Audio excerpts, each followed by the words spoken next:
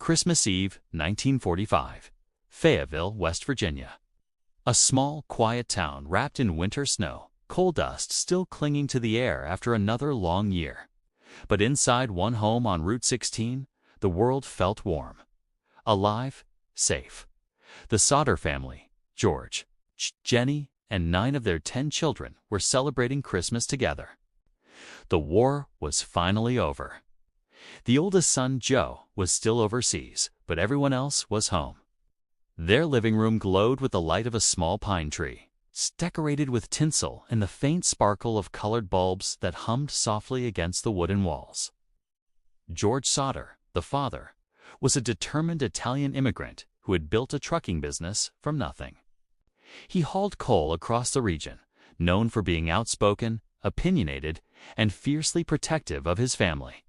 His wife, Jennie, was quieter, thoughtful, and nurturing, with the kind of intuition that only mothers seem to have.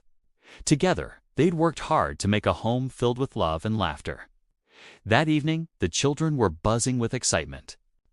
The older siblings, John, George Jr., and Marion, had spent the day helping with deliveries, while the younger ones, Morris, Martha, Louie, Jennie, and little Betty, were too excited to sleep. Marion, the eldest daughter, had brought home presents from the dime store downtown, and the little ones took turns unwrapping them, their faces glowing in the lamplight. At around 10 p.m., Jennie decided it was time for bed. She told the younger kids they could stay up a little longer, but only if they remembered to close the curtains, turn off the lights, and lock the doors before heading upstairs. They promised they would. Jennie went to bed with George, their minds finally at ease after a long year. But just after midnight, she woke suddenly. The telephone was ringing. Half asleep, she went downstairs to answer it. On the line was a woman's voice, cheerful, a little too cheerful. She asked for someone Jennie didn't know. Behind her laughter, Jennie could hear glasses clinking, the distant hum of people talking like a party in the background. "You must have the wrong number," Jennie said politely. The woman laughed softly before hanging up. Jennie stood there for a moment, puzzled, the hum of the dial tone still echoing in her ear. When she turned around, she noticed something odd. The curtains hadn't been drawn. The lights in the living room were still on, and the front door, was unlocked. That wasn't like her children at all. Quietly, she closed the curtains, turned off the lights, locked the door, and climbed the stairs again. Everything seemed normal. The house was peaceful, still. She slipped back into bed beside George, and sleep began to pull her under again. Then a sound, a dull thud against the roof, followed by a strange rolling noise, like a heavy object tumbling down the slope of the shingles. Then silence. Jennie lay still, listening, her heart quickening in her chest. She waited for another sound, but none came. After a few minutes, she convinced herself it must have been a branch, or maybe snow falling from the roof. She closed her eyes and tried to sleep. But in less than an hour, she would wake again, not to a sound, but to the thick, choking smell of smoke. And in that moment, the warm, glowing heart of the Sodder family would be thrown into a nightmare that would haunt them and the world for generations to come. At around 1:30 a.m., Jennie woke again. At first, she thought she was dreaming the faint sound of crackling, like someone unwrapping paper downstairs. But then she smelled it. Sharp, bitter, unmistakable. Smoke. Her heart froze. She jumped from bed and saw a faint orange glow flickering along the wall near George's office. For a second, she thought it might be the lights reflecting from the tree, but then a wave of heat hit her face. The house was burning. "George," she screamed, "the house is on fire." Within seconds, chaos erupted. George sprang from bed and raced down the hall. Smoke was already seeping through the floorboards, curling under the doors. The air burned their throats as they ran from room to room, shouting the children's names. "Marion, John, get up. Fire." Jennie scooped up little Sylvia, only 2 years old, while George ushered the older children toward the front door. They managed to wake Marion, John, and George Jr., But when they tried to reach the stairway to the attic, where the 5 youngest were sleeping, the flames had already consumed it. The fire roared upward with a horrifying speed, as if fueled by something more than wood. Smoke filled the hallways. The sound of snapping timber echoed through the home like thunder. Jennie could hear faint cries from upstairs, the voices of her children, but she couldn't reach them. George shouted, "Stay here," and ran outside barefoot, the cold snow biting into his skin. He was desperate, crazed with panic. His plan was simple: get the ladder, climb to the attic window, and pull the children out. But when he reached the usual spot by the side of the house, the ladder was there. It was always there. Always. He looked around frantically, scanning the yard. Nothing. The ladder had vanished. Thinking fast, he sprinted to his trucks. He had 2 of them parked nearby, both in perfect condition. He could drive one close to the window, climb up, and reach the attic that way. But when he turned the key, nothing. The engine refused to start. He ran to the second truck, same thing. Dead. Both trucks, which had worked perfectly just the day before, were now useless. Inside the house, Jennie's screams tore through the night. Flames danced through the roof. The sound of collapsing beams filled the air. She could see the faint outlines of her children's windows glowing red. She screamed their names again and again: Morris, Martha, Louie, Jennie, Betty. But there was no answer. Marion, barefoot and trembling, ran to a neighbor's house to call for help. The operator didn't pick up. Another neighbor tried from a tavern down the road. Still no response. The Fayetteville Fire Department was volunteer-based, and that night no one could be reached. It would take over 7 agonizing hours for them to arrive. George, his hands blistered and bleeding, tried everything, filling buckets with snow, throwing them at the flames, tearing at the walls with his bare hands. But the fire was relentless. The roof groaned, and then, with a final shattering crash, it collapsed inward. The Sodder family stood in the yard, barefoot, in the freezing darkness, watching their home, their lives, and 5 of their children disappear in a storm of fire. By dawn, the house was nothing but smoking rubble. Ashes, twisted metal, and the faint smell of burned pine hung in the air. When the firefighters finally arrived, there was nothing left to save. The fire chief consoled the family, assuring them that the missing children must have perished in the blaze. No one could survive that, he said. But when the ashes cooled, there were no bones, no human remains, not even the smallest fragment. And that was when George and Jennie Sodder realized something was terribly, terribly wrong. The morning after the fire, a pale winter sun rose over a landscape of ruin. All that remained of the Sodder home was a pile of blackened ash, twisted metal, and smoke that refused to die. The snow around the house had melted into muddy pools from the heat, and the air still carried the scent of burnt pine and something else, something hollow, like loss itself. Neighbors came quietly to help, their faces pale, eyes wide. Everyone in Fayetteville knew the Sodders. George was respected, even if some thought his opinions were too bold. Jennie was kind, always ready to lend a hand, and their children. Oh, no one could believe they were gone. The volunteer firefighters combed through the remains, poking the ashes with metal rods, searching for anything that might prove what had happened. But as the hours passed, the truth grew stranger. There were no human remains, not a single bone, not a tooth, nothing. The chief told the family that the blaze must have been so intense that it completely cremated the bodies, an explanation that Jennie couldn't accept. She knew house fires. She'd read stories.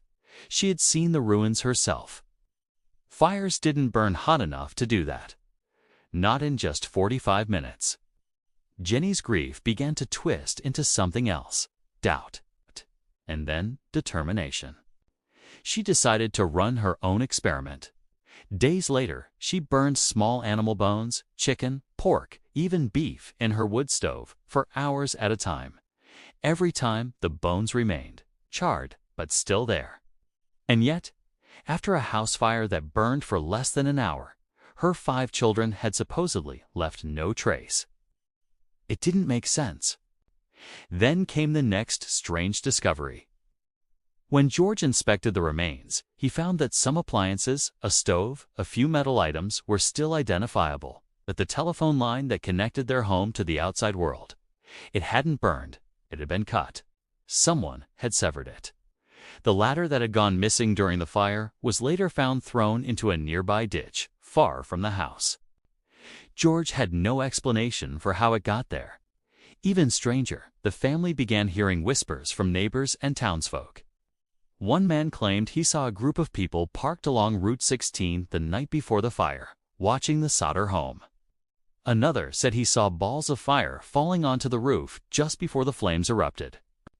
The more George and Jennie listened, the more impossible the official story seemed. A telephone repairman later confirmed their fears. The line wasn't damaged by the fire. It had been deliberately cut, about 14 feet above the ground.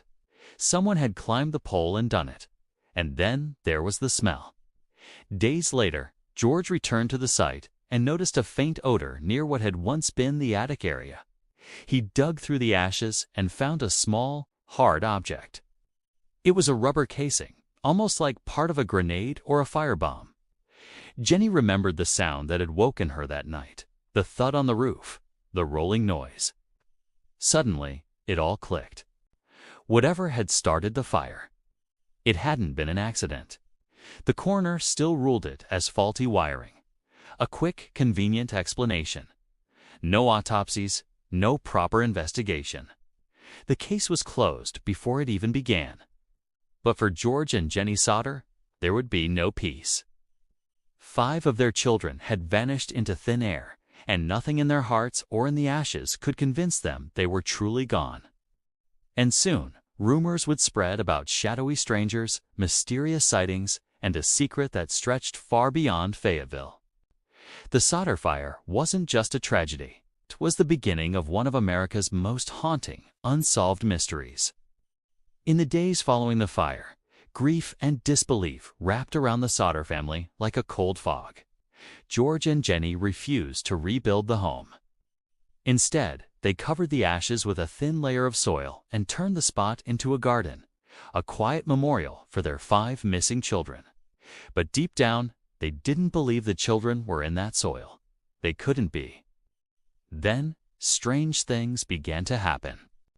A telephone repairman arrived to fix the line. When George asked what caused the outage, the man hesitated. It wasn't burned, he said quietly. It was cut clean through. Someone had climbed the utility pole and sliced the wire in the middle of the night. George stared at the man, speechless. You mean, someone did it on purpose? The repairman nodded. Looks that way. From that moment, George's grief hardened into obsession. He began combing through every inch of the property. That's when he found the missing ladder thrown down an embankment more than 75 feet away from the house. There was no reason for it to be there. A few days later, a bus driver came forward.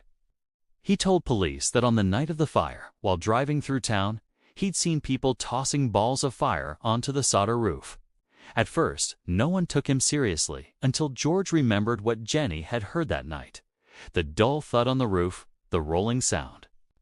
Jennie's hands shook as she told George, I heard it. Whatever hit the roof, it could have started everything. Then came the sightings. A woman who worked at a motel in Charleston, 2 hours away, claimed she saw 4 of the Sodder children the morning after the fire. They were traveling with 2 men and 2 women, all of Italian descent. I tried to talk to the children, she said, but one of the men glared at me. He looked angry, protective. In another account, a waitress in a nearby town claimed she served breakfast to a group of 5 children matching their descriptions. They were quiet. One girl had her head down the entire time. Even the local post office received a tip, a photo of a young boy mailed anonymously from Kentucky. On the back was written, Louis Sodder, I love brother Frankie, Illel boys. A 90,132 or 35. The handwriting was neat, almost practiced, but no one ever came forward to claim it. Meanwhile, George began recalling strange encounters from before the fire. A few months earlier, a man had come to the house asking about his business trucks. He'd looked over the property carefully and told George, "This place will go up in smoke someday, and your children will be destroyed." George had thought it was just talk, maybe a threat related to his outspoken political views. He was known for criticizing Mussolini, which had made him enemies within the local Italian community. But now, in hindsight, every odd encounter seemed sinister. He remembered another man offering him life insurance shortly before Christmas. When George refused, the man had said something that still chilled him to the bone. "Your house will burn. And your children will vanish. You'll be paid for it." Each new clue deepened the mystery. Every story contradicted the official version that a faulty wire had sparked a tragic accident. But the authorities refused to reopen the case. The fire chief avoided their calls. The coroner dismissed their concerns. George and Jennie realized they were on their own. They printed thousands of flyers with their children's faces, mailing them across the country. They contacted private investigators, wrote to the FBI, even begged J. Edgar Hoover himself for help. Hoover's office responded politely but coldly, saying there was no evidence of a federal crime. But George didn't care. He sold parts of his land, took every dollar he had, and began searching town to town, rumor to rumor, for even a glimpse of his missing children. And soon, the family would uncover something that would take the mystery from local gossip to national obsession. George Sodder refused to accept the official story. The fire chief, the coroner, even the police all insisted the children had died in the blaze. But George knew better. No bones had been found. The ladder had vanished. The phone line had been cut. And the strange sightings, the anonymous letters and tips, all pointed to a far darker truth. Determined to find the children, George and Jennie began a search that would span decades. It wasn't just a quest fueled by hope, but by obsession, the obsessive need to uncover what had really happened that night. Their first step was publicity. So they printed thousands of flyers, each featuring the smiling faces of Maurice, Martha, Louis, Jennie, and little Betty. On the back, a plea. If anyone had information, please contact George Sodder. They mailed them to every town in the country where sightings had been reported. The flyers were pinned in train stations, post offices, and bus depots. A quiet plea to strangers to help find what the world had claimed was gone forever. Then came the billboard. George rented a massive roadside sign along Route 16, visible to anyone traveling through Fayetteville. The billboard showed photos of the missing children, with their names and ages clearly listed, along with a desperate message: 5 children missing from our home on Christmas, 1945. If you have information, contact us. It was an audacious move, one that turned private grief into public spectacle. Neighbors whispered about the Sodders' determination, some offering sympathy, others wary of attracting unwanted attention. But George didn't care. Every person who saw the billboard could be someone who knew something, and that hope was enough to drive him forward. Over the years, countless tips poured in, some credible, many false. People reported seeing children matching their descriptions across the country, working on farms, traveling with strangers, even performing in circuses. George and Jennie followed leads from Ohio to Kentucky, from Pennsylvania to Florida. Every tip was a potential breakthrough, every dead end a crushing disappointment. One letter stood out among the thousands. Sent anonymously, it described seeing the children living in a remote cabin with a family that resembled the Sodders.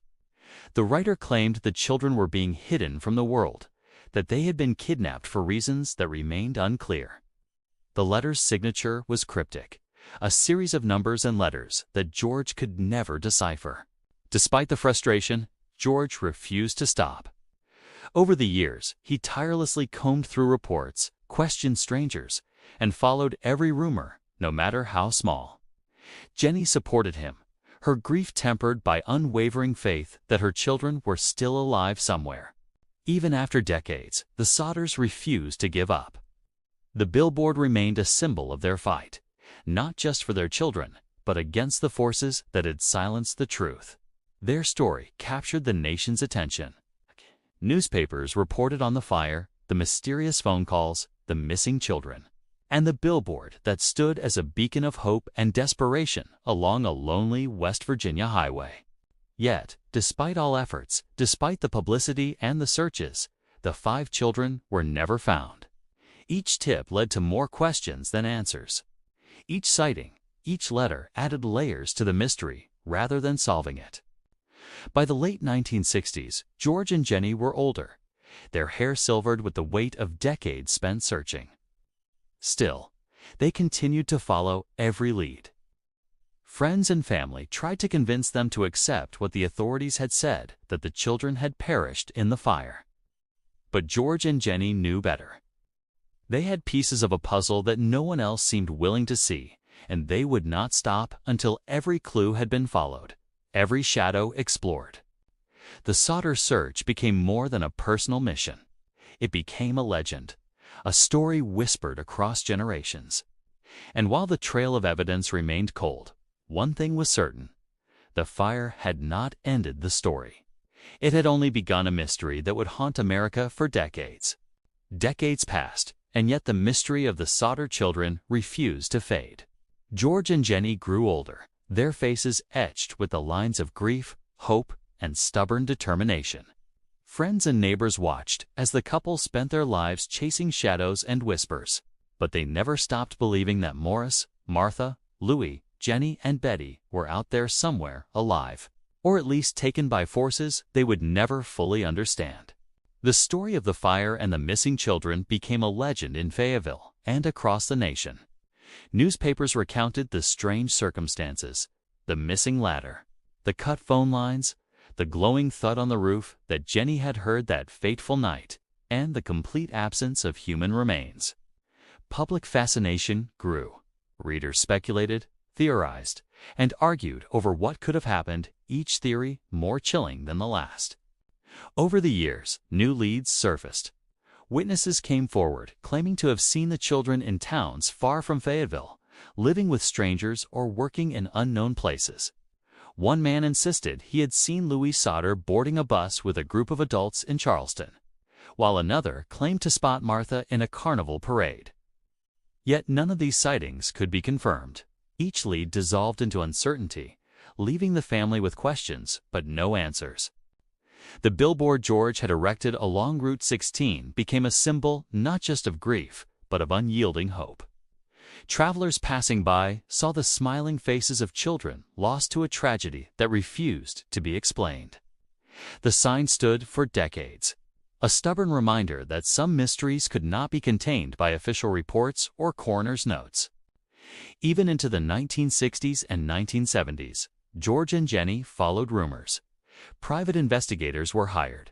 Letters were sent to law enforcement, to psychics, and to anyone who might have a clue. Every lead, no matter how small or implausible, was investigated. The couple refused to accept closure in any form that wasn't true, that wasn't proven with their own eyes. Yet, despite all the effort, the children were never found. Some theorists suggested kidnapping for ransom. Others believed it was revenge, or even an act of arson targeting George's outspoken political opinions. A more sinister suggestion was that organized crime might have been involved, perhaps connected to threats George had received months before the fire.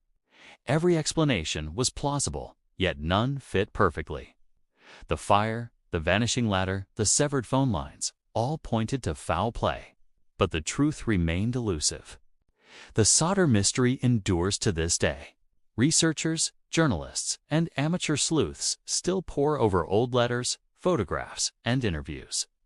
The house no longer exists. The billboard has long since disappeared.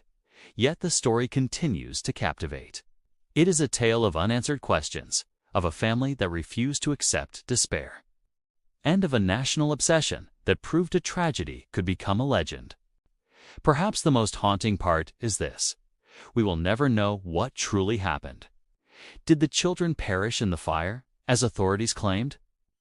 Or were they taken, whisked away into an unknown life that only they survived? The mystery hangs in the air, as unresolved as it was the night of Christmas, 1945. George and Jennie never stopped searching. They passed away without discovering the ultimate truth, leaving the story for the world to wonder. And as long as the story is told, as long as their faces appear on flyers, in articles, and in discussions, the Sodder children remain not just as missing persons, but as the embodiment of one of America's most enduring and haunting mysteries. Even today, decades later, people stop along Route 16, read the story, and ask themselves, what really happened that night? And somewhere in the shadows of history, the truth waits, still, just out of reach.